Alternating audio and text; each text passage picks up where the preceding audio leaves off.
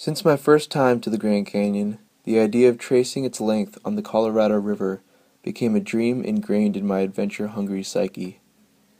As this idea moved from dream to reality, I couldn't help but feel blessed and a little scared.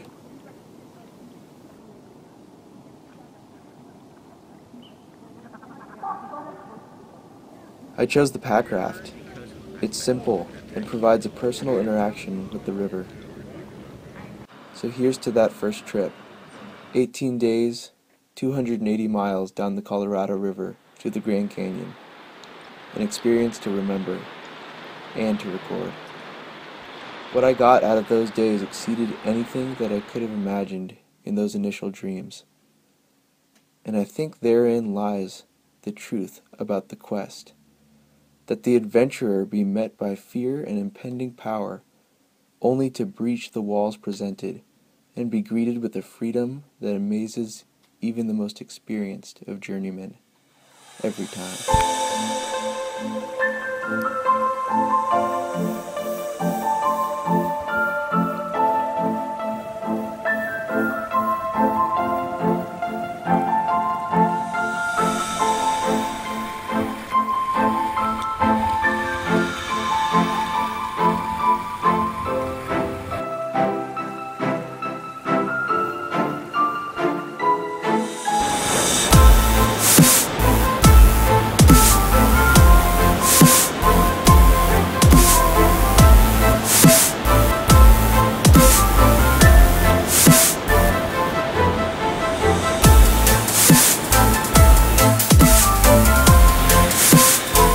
Big flows also have a dynamic that is understandable if you've been on the ocean, where the oceanic waves have a power that is just undeniable, just amazing, this deep power in the water that picks up your boat and just puts it wherever that wave's going to put you. And under high water you actually have to row features on waves as you're doing it. It's not like running a wave train. You actually have to navigate in and around features that are too big to run on the surface of the waves that you're running. There's lots of dynamic to river life.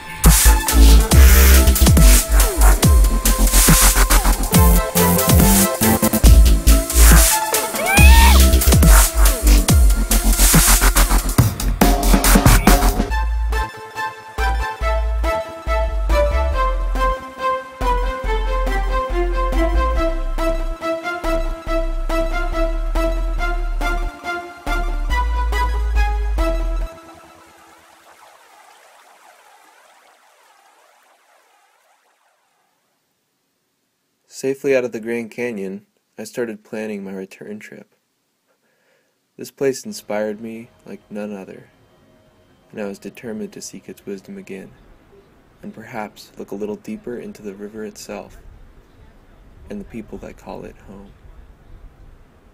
I returned to the Southwest that fall, getting the chance to spend 3 months in and around the Grand Canyon area, interviewing people who are connected to the canyon, filming the place, and trying to capture its beauty, and searching for some common threads.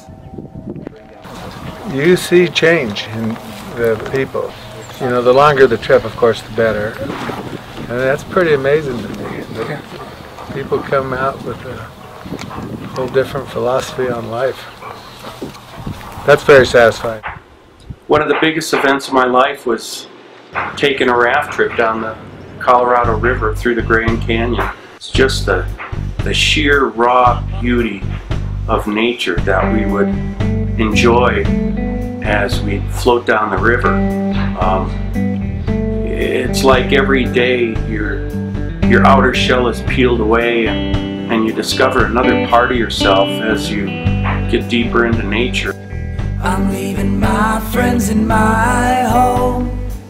My name, my face, my dog, and my cell phone. I'm gonna rest my head on the riverbed.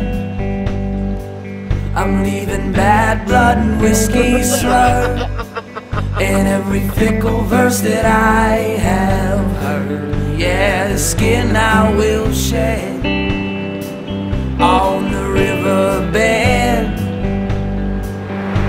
I picked the longest trip available, 18 days, because I thought that was going to be my one and only trip of a lifetime.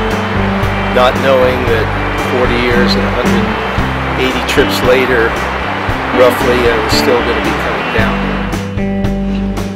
I'll burn like fire through the city streets, where my cowardice so like a sheep. I'm running out like hell, oh, just for a spell.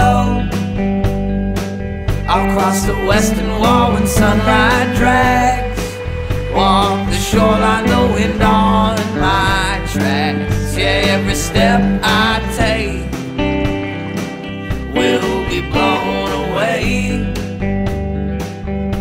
Yeah, and I can't hold much in my pack. It's filled with letters and the You take them on a 13-day Grand Canyon trip, and it's a different context for them from what their everyday existence is like. It's important that people have that perspective on life. It's important that people get to stop and, you know, re-examine things, and that helps, I think, rearrange the things in your head. That's the way you think about things. It's a way to just put them on hold and, you know, maybe rewire. I got bills to pay, but I get to go on the river for a couple of weeks and then I can take care of those.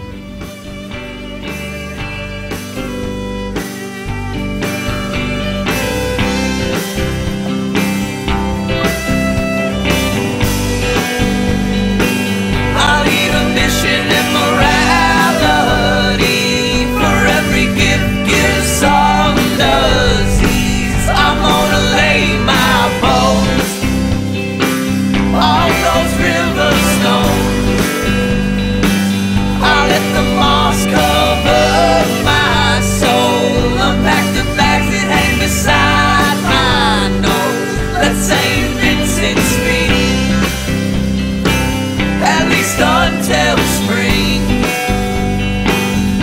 And if I die, throw my body in the river wide, in the river wide, in the river wide.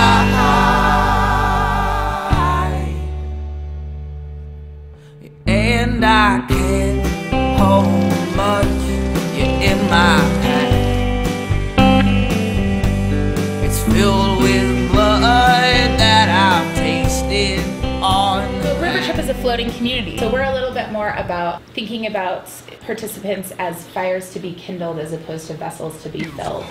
connecting kids with place, getting them excited and getting their curiosity piqued about themselves. What are they capable of? And the kid who's never stepped off pavement before, we had one of those this year, he hiked into the Grand Canyon, totally blew his mind, right? Every kid can benefit from going on a river trip. You know, a lot of the things I think I'm able to say are a lot shallower probably than what I feel. But it's home to me. Grew up in a house in upstate New York, and I've lived in this house that I've built for 30 years, and other than that I've spent more time on the banks of the Colorado.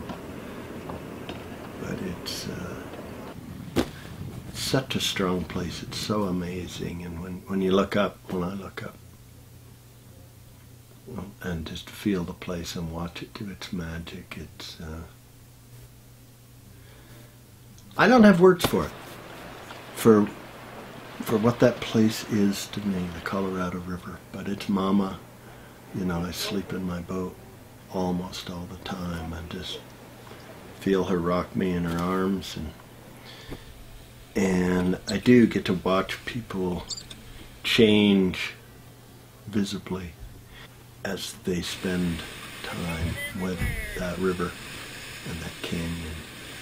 Very powerful place, very raw, very old, very humbling, very magical, strong, and I think very benign, very loving place.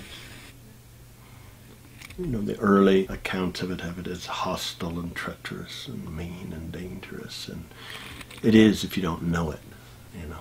But she's a teddy bear. It's a wonderful place. Very kind and nourishing, I think. But I've seen a lot of people able, through strength of character, to ignore that place and go home unchanged. But I've seen an awful lot of people just get taken to the mat by that place and just come out stunned and gobsmacked and starry-eyed, and go home and make changes in their lives for the better.